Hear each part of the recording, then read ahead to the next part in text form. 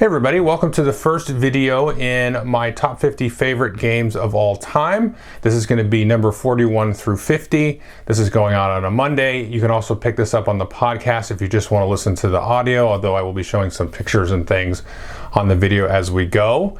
Thanks again to Kickstarter backers who helped me hit the stretch goal to make this video series possible. In the last video where I talk about my top 10, I'll have kind of a section of a review, kind of some thoughts on the process and stuff like that at the end of that video.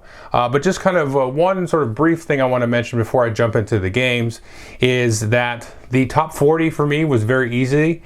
I sort of just sweated and viscerally vomited out all of those games. The top 40 was like a solid slam dunk.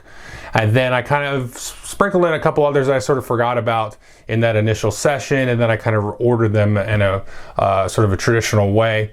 I'm doing a top 50 instead of a top 100 because I'll leave some of that in toward the end of the last video, but because this just makes a lot more sense, just to be kind of sum it up.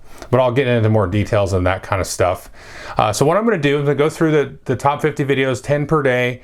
I will do a couple of things that I will do for every single game I talk about. I'll talk about my 3 pillars of review: good player count, play time, and give you also an idea of at least one other game that this is like. So if you look at it, you're like, oh, I like some of what he says, but maybe the theme doesn't jive or something, I'll at least have one other game that sort of, for me, fits in the same ballpark. So let's go ahead and jump in. And the number 50 game here is Stone Age. Now this is somewhat considered a classic game. It's a worker placement game. It's sort of a more basic worker placement game. We have a lot of fun playing this with the family over the years. I know folks in my game group also do enjoy it. You're basically putting out little cave people, going to the love hut and then creating new cave babies that will eventually become workers, going out and hunting and getting resources and gathering, and then building huts and activating special cards.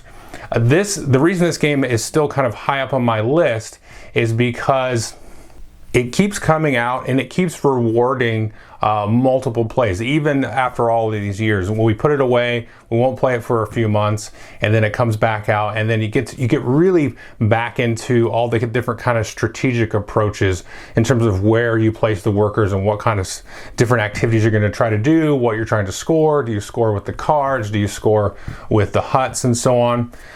The player count for this, I've played all the player counts at this point, and I probably like it at 3 or 4 the most. It plays just fine with 2, but it's just nice having that extra player and they're kind of mixing things up, just somebody else to kind of keep track of. But it plays just fine at 2, but my preference is 3 or 4. The game's going to take you under 2 hours, probably about an hour and a half every time you play it, especially once you get to know it. And then the games that I would sort of put in this same ballpark that didn't kind of make the cut are ones that have sort of actually replaced this game and then gotten re-replaced by this one coming back out and just being kind of like this old glove that you can just fit in and teach in just a few minutes, and folks are just running and away we go and we're playing a game, and then it's going to again reward multiple plays. So other games like this is, well, I would say Viticulture and Lords of Waterdeep are kind of in the same ballpark. They've got kind of a light worker placement, very thematic, kind of friendly theme stuff. Lords of Waterdeep is more of a Dungeons and Dragons kind of thing, and then Viticulture, you're running your vineyard and that kind of stuff. And so basically the amount of complexity and stuff like that is about the same as Stone Age, whereas this is a little bit easier to get into, and it has the whole gambling aspect. When you place your workers out, you're rolling a certain number of dice, so you're pushing your odds in different areas, and then it has all those different approaches to victory that you can do. So that's number 50, that's Stone Age. Number 49 is going to be, I have it buried over here. This is Lords of Vegas here. This is from Mayfair Games. This is also a little bit older of a game. It got a little bit also of a gambling aspect to it. Players are getting property, lots, all across the strip in Las Vegas, and then you're sort of negotiating and trading and gambling at each other's casinos, building up this sort of network of casinos and trying to sort of merge and connect and take over different casinos like that. So it has a lot in common with games like Acquire or Chinatown, and those would be kind of the two games that I would actually throw in the mix there in terms of games that you might like if this doesn't really seem like a good theme in terms of the Las Vegas theme and a little bit of the dice rolling. Chinatown is like basically ripping all of that sort of gambling aspect out of it and still relying on the trading and wheeling and dealing with the real estate. And then Acquire is kind of its own kind of stock idea, but you have these kind of tiles that build out that kind of stuff. And this is another one that I would say gets played more often in the game group, although we haven't played it in some time, but it was coming out there quite a bit for a while. But the family as well, it just keeps coming out. And it's just one of those games where it's similar to Stone Age, where it has some good strategy and some good kind of Euro stuff, mechanics, all that, but then it's got that slight little gambling edge that kind of, in some ways, kind of takes the edge off of playing a pure deterministic, hard-edged Euro. You can sort of rely on, if you lose, you can kind of rely on, well, the dice didn't go my way and that kind of thing. So in a family type of atmosphere, it works really well. Now I would say, I don't know that this actually plays 2 players. I've never played this 2 players. It says 2 to 4. So I've never played it with 2. I don't think I would ever want to actually play this with 2, just because, I don't know, it's just not a good head-to-head game. You need the other players to do the negotiation, do the trading. So the 3 and 4 player, I have played it multiple times at all of those player counts. And you want to have the trading, the negotiation, the gnashing of teeth, the bickering back and forth, and the gambling and the dice rolling and all that kind of fun stuff. So that is Lords of Vegas. The playtime, the box probably says 2 hours or so. Again, this is one of those hour to 90-minute style of games that you want the 3 and the 4 player for. And then if you don't like that sort of gambling random edge to it, Chinatown and Acquire, they have a little bit of randomization to them, but not quite as much as this in terms of like the dice rolling and then reorganizing the casinos and stuff. So there's a little bit more dice rolling and stuff in this one, but that's kind of why I like it, because you have those dramatic moments that kind of rise in Lords of Vegas. So that's number 49. Number 48 here is a relatively new game. This came out last year, although it's a re-implementation of a game from a couple years ago. It's called Just One, and my box is a little bit beat up because I've been taking it just about everywhere I go with me. I did a review of this not too long ago, and what this is if you ever played an old game in the 80s called Scattergories, I'm sure most people have heard of this because it's now been nominated for a Spiel des Jahres, but if you played an old game from the 80s called Scattergories where you roll a letter and then you pick a category and you've got to name all of these different words that have to do with it, but anything of the word that you use that somebody else uses, then you don't get any points for it. Neither of you do.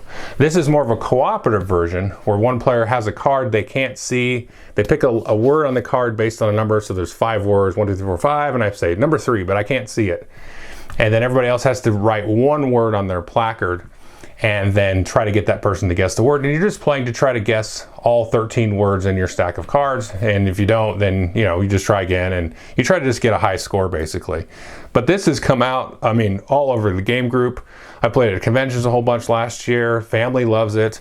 And this is just a blast to play. At the time I'm recording this video, it's been nominated for the Spiel des Jahres. I would not be surprised if it was the winner.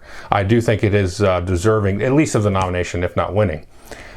So yeah, the games that this is kind of tough because, like I mentioned, Scattergories is a very old game, and this is kind of like a cooperative Scattergories. I would kind of throw it in that same vein as like the Code Names, because it seemed like a couple of years ago Code Names came out, kind of kicked off this kind of word game craze. There's been a few of them that have sort of bubbled up, but nothing really has kind of broken through in the same way as Code Names, except for Just One. And I really like Just One. I don't even need to play Code Names anymore at all, because Just One is, some people say Code Names is a party game, and I really like Code Names. I've still got it up here on the shelf, and I would totally play it any time. But Just One is really a party game to me, and I've played it. I think we played up to 10 players one time, even though the box only says 7. Just because, I've seen people that actually get 2 boxes of it, and they put both sets of placards and pens in there and just have a big, huge 14-player Just One. I don't think you want to get much higher than that because it just too unwieldy and too many people. But what we did actually is, once you run out of the placards, even with just the one copy, whoever doesn't have a placard in front of them, they will collectively act as the one player with the card, and then they will discuss, after looking at all the players' placards, they will discuss what their decision will be, and that just adds a different dynamic to the game, and it's still really just as fun. And I also have played this, speaking of player count, down at the 3-player level, where everybody has 2 placards, so we'll each be giving 2 words to the solo other player, and that works great. It works just fine. So really, player count could be any number of players. Really, I would say up to probably 15. If you were to get a second copy of the game. After that, that's just too many players, I think. But really, it's going to cover that gamut. And it's just, everybody's having a riot. It's, if you want more details, go look at my review. But there's like a certain sort of lonely excitement to the player who's looking at all the words everybody's been giving you. And everybody else will see the clues they've all written and be like, oh, they have to know what this is. But they already know what the word is. And you're looking at it going like, what does this have to do with anything? But then it's just a roller coaster of a fun game. Play time, probably take a half an hour to play through a session, if that. Sometimes it can go a lot quicker. Whenever we play it, we usually play it multiple times back to back, and so we'll eat up an hour playing, about 3 games of it. So that's number 48, just one. Definitely recommend this one. Now, number 47 is another game that's pretty recent, and this is called The Mind. And this is a very different style of game. I don't think I did a video review of this. I did talk about it in the podcast. It's been talked about all over the place. I think it was nominated for Spiel des Arts last year. But this is another game which is very oddball mentally. So players are trying to all play cards from their hand in a specific order, 1 through 100. But nobody can talk about the values of the cards, and you're just sort of like silently guessing and timing the order that you should play the cards, and giving enough the other players enough time to sort of react. And how long are they waiting? If I just played a 20 and Billy has a 21, he should be playing that right away. But if he has like a 29, how long does he wait? Because somebody could have 21 through 28. And so there's this weird timing thing, and then you go through and you just try to play through multiple hands of that. Really, again, like just one, have had a lot of fun with a lot of different groups at cons, a gamer group with the family, and just a riot, and lots of just tense laughter and gameplay and all that kind of fun stuff. It's one that you see bantered about, and whether or not it's a game or an activity, I'd say it's a game. It's got rules, and you're trying to achieve some objective collectively. So that fits in the game mold for me. And the main thing is it's super fun, and definitely something that is easy to throw in the bag. And just, while you're waiting for somebody to show up to a game night, or just, taking a break, or you could play it at lunchtime or something like that. This is super fun. Games will take probably about a half an hour, although you can crash and burn and be done in 15 minutes as well. But if you're really, getting close to finishing and completing the game and winning the game, you're probably going to push up to about a half an hour. There's a player count. I've actually played this up to 6 players, just with one copy of it, and that worked just fine. You keep the same rules as the work for 4 players, and it was fine. I mean, it's a little bit more difficult just because you got more players, but I think that's fine. That's why I don't think you really need to adjust the rules if you go up to 6 players. I wouldn't play with any more than 6. And then I have played it with all the other player counts. I know I played it with 2, and I'm sure I played it with 3 and 4, but I played so many times I'm not really sure if I played it with 3 and 4 or if it was always 4, but I played it like a few dozen times, so I'm sure I played it with everything. Although I don't think I played it with 5. That's a tough one, but I know I played it with 6 a few times. Anyway, so I would say 2 players is not... didn't really like it that much. Although I've talked to other people, then they really did like it with 2 players with the kind of back and forth. But for me, I want that other kind of brain in the mix, just kind of messing everything up between the 2 players. Because I could see like a couple playing this and really like just getting it down, and kind of knowing each other's because that's the thing, when you play with a bunch of new people, it's kind of difficult, even if you've all played it before, because you kind of don't have that unspoken sort of rhythm that you get when you play it with the same group over and over again. So anyway, I don't really like it with 2 player. But any 3 to 6, even though it only plays up to 4 technically, I would recommend. And now, as far as the other games that are like this, the only one I can think of that's close to this is actually Exploding Kittens, which is a game I still really enjoy and I actually still own a copy of. But I've actually had 2 people tell me that they unsubscribed from my channel because I thought Exploding Kittens was fun.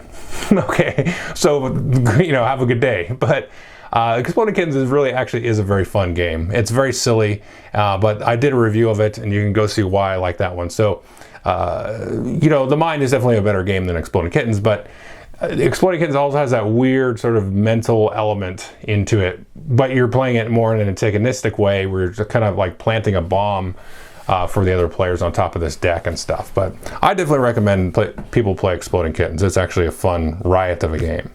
So that was number 47, The Mind. Changing gears completely, we have got number 46 here, and this is Trajan. This is an older edition, and I believe it's coming out again from Renegade Games. This is a Stefan Feld game. It's a big, crunchy, point salad-y type of Euro.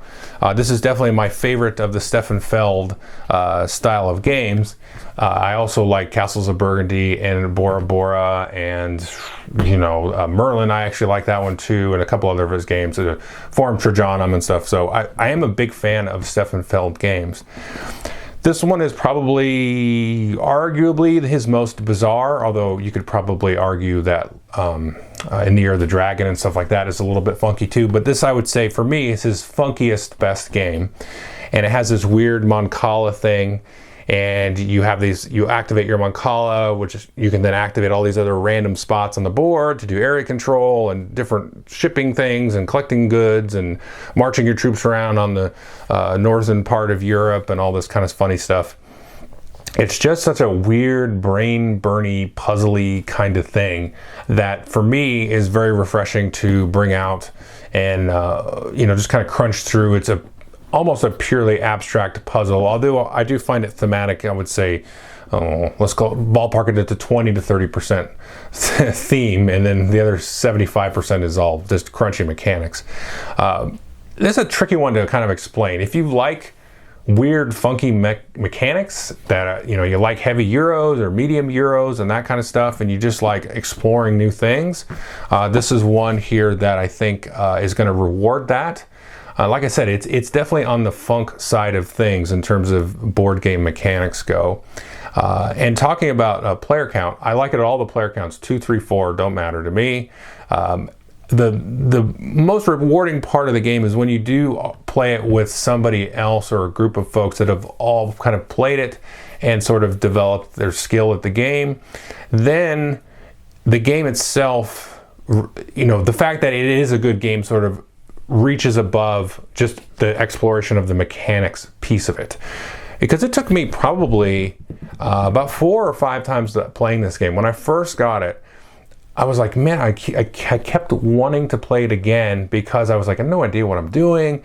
You know, this is kind of weird and neat. Do I want to waste my time with this?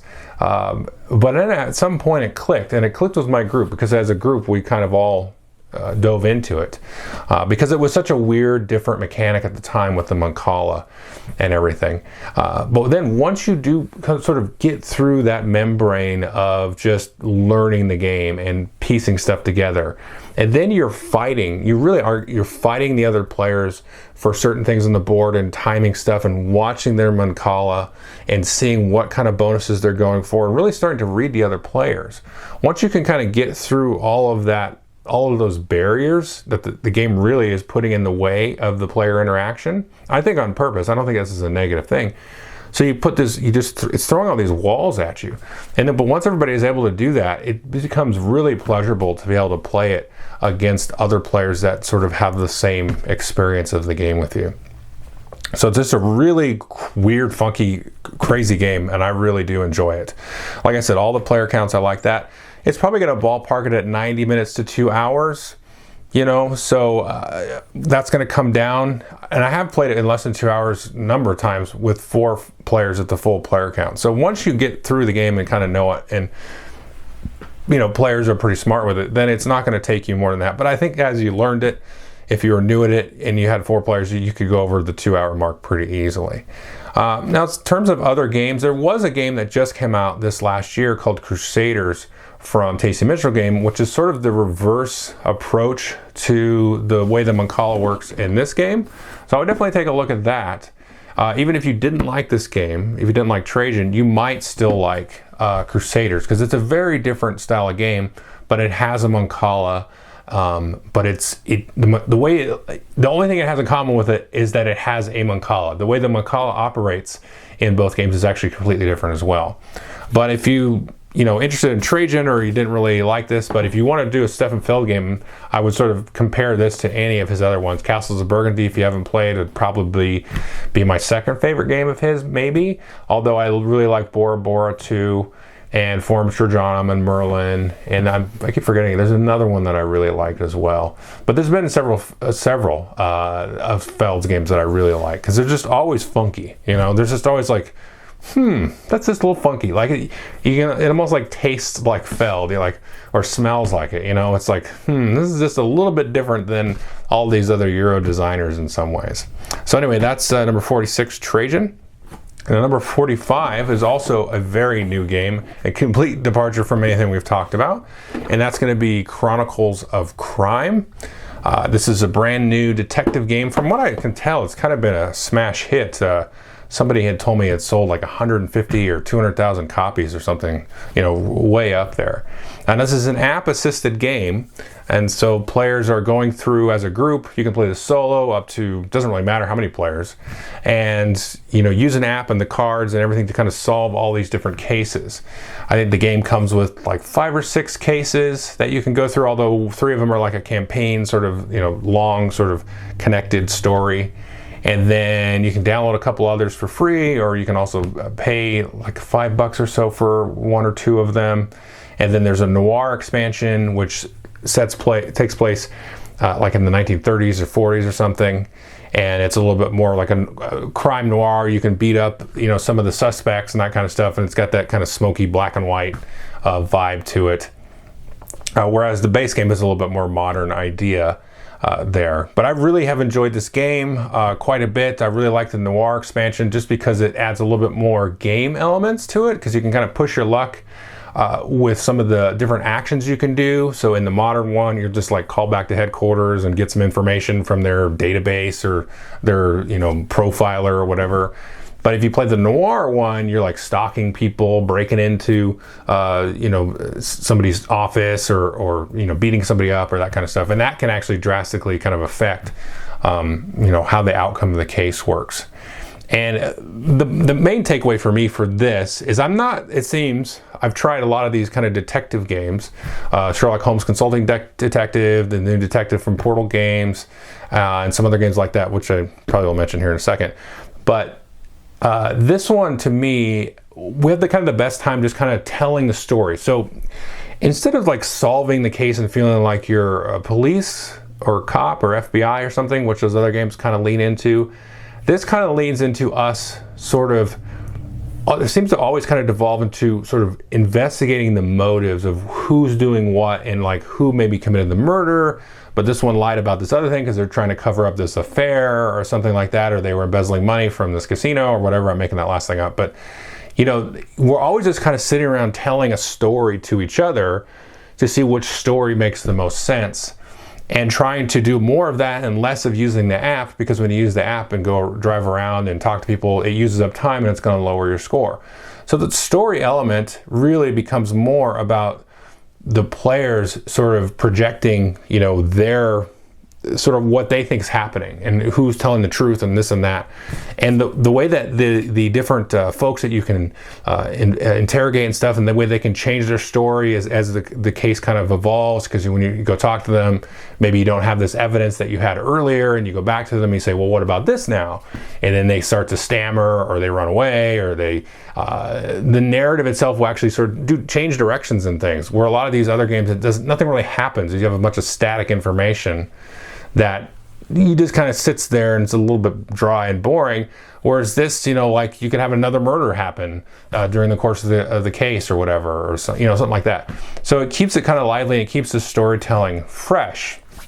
And it's not always so much a puzzle to solve. It's just kind of we're just all kind of trying to figure it out. It's almost like watching a TV show or something, and you're like, oh, well, this happened, and what about that? Well, what's the theory behind this guy? So it's that kind of vibe to it, and I really like it. So as far as the other kinds of detective games, like I kind of mentioned, I don't really care for those others. Now, one that I did like quite a bit a couple years ago was Watson and Holmes, and Watson and Holmes is almost like if you took Sherlock Holmes Consulting Detective and then made it competitive.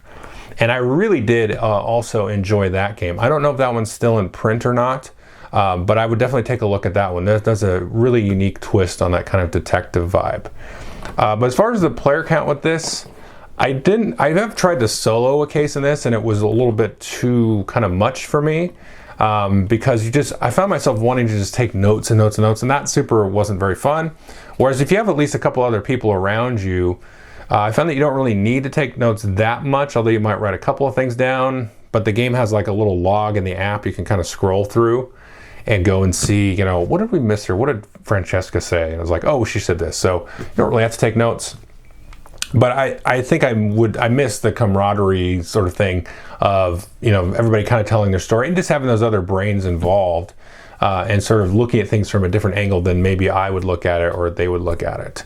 And as far as the play time, about an hour or so. Some of the cases are a little bit longer. I've played, most of the cases that have been out. I don't know, there's probably like 10 cases out once you throw in all the DLC and stuff, and I've played probably 8 of them or 7 or 8 of them. So yeah, some of the cases are a little bit quicker. They'll take you less than an hour. Other ones will take you approaching 2 hours. It just kind of depends how much you hem and haw about stuff. Anyway, so that is Chronicles of Crime.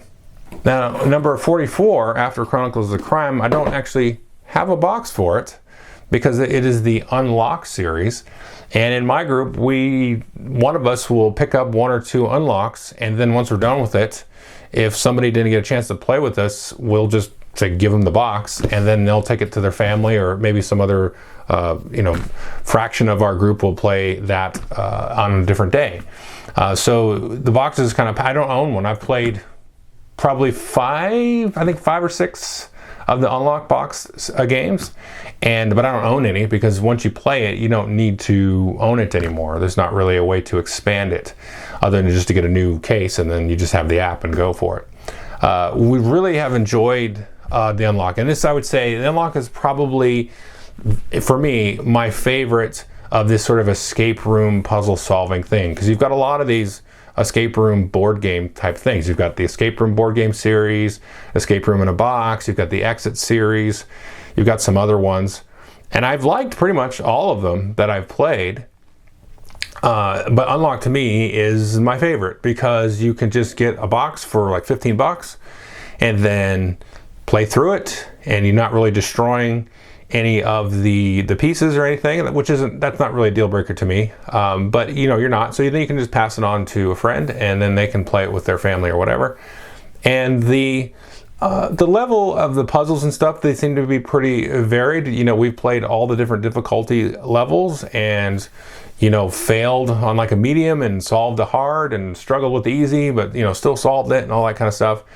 And the way that it sort of allows you to work through an escape room type of idea is very, very interesting because everything is just cards and app, it's able to sort of transport you thematically and mentally to a different spot, whereas some of the other ones, it feels like you're actually playing it in a room because it's almost like constricted by the components that come in the game. So some of these, like the escape room in a box thing, they actually have locks and things and puzzles, which is really cool. It gives you the cool tactical feeling, and I really like that. And then the Exit games kind of do that same thing where you're actually manipulating physical puzzles and stuff with the different paper and folding stuff and tearing it and all that stuff, using the box sometimes and all that kind of stuff. So you miss a little bit of that physical, visceral puzzle solving with the Unlock stuff. But the way that they kind of can come across and sort of transport you to this other place, and then you enter in codes into the app and all that stuff, really works very well. And they're able to just do a lot of variety. We play some really silly ones that are just very cartoony, and then some more realistic and gritty ones, and just all kinds of different thematic stuff with the Unlocks thing. And I like how, the way the app works, where it's able to give you hints like you do at a normal escape room, and the way that you can sort of just keep going. And it's, even though maybe you don't finish it within the hour, you can be very close, and then you can still oh, we just missed it, but now it's not just locking us out, because that sucks. So it lets you go through. It's well, we didn't win, but we got to, play that extra 5 minutes or whatever we needed to solve it. And then, because you're not going to want to play through it again, so that's a smart thing they did with the app to kind of soften your loss, because at that point you're well, I just want to really figure out this puzzle. Okay, we lost, but let me figure out the puzzle, and the app lets you do that. And so that's a really cool thing that the unlock does. In most of the cases or quests or whatever that you go on are going to take you about an hour exactly, because that's the timer, and so there's not really any wiggle room there in terms of playtime. The number of players, I would say, I never tried to solo one of these. I don't think I could, because I'm not smart enough. Maybe somebody could. I think you'd want at least 3 or 4 people. I don't think you'd want more than 4, because folks wouldn't really have anything to do. You might just have kind of too many voices talking and stuff. 2 players maybe isn't quite enough, although maybe an easy one or something 2 people could do. It just kind of depends on you and stuff, and how good of a puzzle solver you are or your partners are. But I'd say 3, 4 players is probably perfect, and then it's always going to take an hour. And I already mentioned some of the other escape room style of games there. So that's number 44. And number 43, changing directions again, is Steam. And this is not Age of Steam, this is not Railways to the World, this is Steam, although those other games are just fine. This is a Martin Wallace train game. It came out from Mayfair. I think it's still a Mayfair published game. I'm not really sure, because there's a whole bunch of funky licensed stuff going on with all those different versions of Steam. This is sort of a middleweight train game. It's not Ticket to Ride, which isn't really a train game, but it's not a light one, and it's not an 18xx game, which is a heavy brain burner. But this can be very much a brain burner. Now, why do I like this specifically? I liked Steam over some of these other games I mentioned. Well, Steam has 2 sets of rules to it. It has the advanced rules and then kind of the normal rules, I think they call them. The normal rules is actually my preferred way to play, although I've played the advanced rules several times. The advanced rules are basically playing Age of Steam, although there's some differences which I don't remember, but it's just a little bit more brutal of a game than the normal rules. You have some options for turn order and all that kind of stuff, and players are taking actions and building, rail networks and shipping and delivering goods and all that kind of fun stuff. In the normal game, you just have a role selection, like a Puerto Rico or Race to the Galaxy kind of thing, where you take this role, you get a bonus, and then you do some other stuff, and maybe certain things are cheaper, you can build extra train or something, and then you can do that. Whereas with the advanced game, it's got that in it, but it's also, you've got this whole bidding thing to it, which after a while, once I've played both sets of rules a bunch, the bidding thing is just extra. This is an extra thing getting in the way of the game. And I don't hate it, but just after playing it enough, and also playing with the family, it's well, with the family, let's not do the auction thing or the bidding. Let's just play the basic game. And the family's able to get into that much, much easier with Steam. And, if I want to play the auction thing, I'll go play it the game night or something. But honestly, after having played it a bunch, I would just say play the normal rules, forget all the auction stuff. It's like an impediment to fun almost sometimes. But yeah, and then the other reason I would probably, so that's why I wouldn't choose this over Age of Steam, is because I can play either way, really. I want with this. And then I know somebody's going to clap back, that's like a train gamer, but that's whatever, that's my opinion. And then the other side is the Railways of the World thing. I actually do like that one quite a bit too. Although the card thing kind of bugs me sometimes, because in that game you have a bunch of cards that are special roles and things. So you have your normal Steam gameplay, but then a random row of cards that can just kind of bogus stuff up sometimes. And I don't hate it. I would play Railways of the World anytime, but Steam to me is kind of that one that lands right down the middle. It's a little bit more compact than Railways of the World, which takes up a giant kitchen table worth of stuff and everything, with basically the same payoff for the gameplay. But this one is kind of been my go-to. The other games that would kind of fall into this, as well as these other train games, would be a Power Grid and stuff like that. And Power Grid I really enjoy. And just kind of quick tangent, I would say a lot of these other games that I'm mentioning, specifically like Viticulture and Power Grid, and like Watson and Holmes, if I were to do a top 100, some of these other games that I'm mentioning would filter up into that echelon there. So they're like barely kind of missing the cut for a top 50 for me. Not every single one of these, but a lot of them. But yeah, Power Grid would be another one that I would say is really interesting take on this kind of rail, pick up a delivery kind of idea. Although Power Grid's not really picking up a delivery, you're just connecting things and then getting money for it. And really that's what all you're doing here, and trying to snatch goods before other people. And I like this because I got a bunch of different maps for it, and so once you kind of learn a map, even though there's some variation with how the goods are dealt out, you can get bored of it and then move on to a different map and stuff. And they're all really kind of bite-sized and everything. And I've got a bunch of maps in this one box. So it's a really good little system to get into if you really want to get into that spatial kind of stuff. So that's Steam. That's number 43. Oh, I forgot about playtime for Steam. Sorry. It kind of depends on the map and the number of players.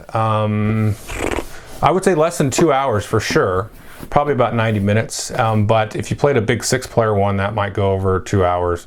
And there's even little 2-player maps, which I've played, and that could be about an hour or so. And as far as player count goes, like I mentioned, the map kind of really dictates the player count. Certain maps are meant for certain player counts. And I would say I don't really like it with more than 4. I have played it with 6, and it's just kind of like, just take your turn, So yeah, that's all right with 6, but I would probably like it at the 3, 4, maybe 5 players. 2 players okay, but it's, again, I like having that extra brain at the table. Anyway, so that's number 43, Steam. Number 42 is kind of in that ballpark. This is Airlines Europe here. This is from Alan Moon, who also did Ticket to Ride and some other games. This is definitely, I think for me, a classic game. This should be like in everybody's household for kids and families and stuff like that, because I think this kind of does for me what games like Monopoly and Ticket to Ride and some of these other games that have been around since like the 40s and 60s and 80s and all this stuff really are trying to do, but does it in, to me, like the best way for me. So this is it's almost like a train game, but it's an airline game. So you're building up these different airlines and having stock in those airlines, but it doesn't really feel like a stock game right away. It's sort of a card set collection game similar to Ticket to Ride, but instead of you just building routes, you're trying to build out these paths of flight paths and all this stuff, and sort of dominate the airlines and have connecting cities and all that kind of stuff. But it's got 4 simple actions you can do, where you can play out cards to buy up, or you can buy up airlines, you can play out cards to collect the money, you can then just collect money straight up or pass.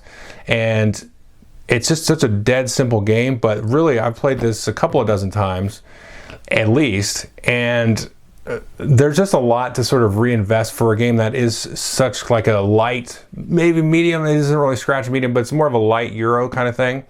And it's something that is a bit tricky to talk about sometimes, because I could get really involved in it, and I haven't played this in like several months, so I'm a little bit scratchy on it. But there is a Longview podcast where myself and Jeff Gamble, who used to host the Longview, really went in depth on this game. And so if you can go dig that out somewhere, maybe I'll put a link to it. I also reviewed it a long time ago, but that was back when my reviews, well, they're still kind of crappy, but when they were really crappy, I did a review of it then.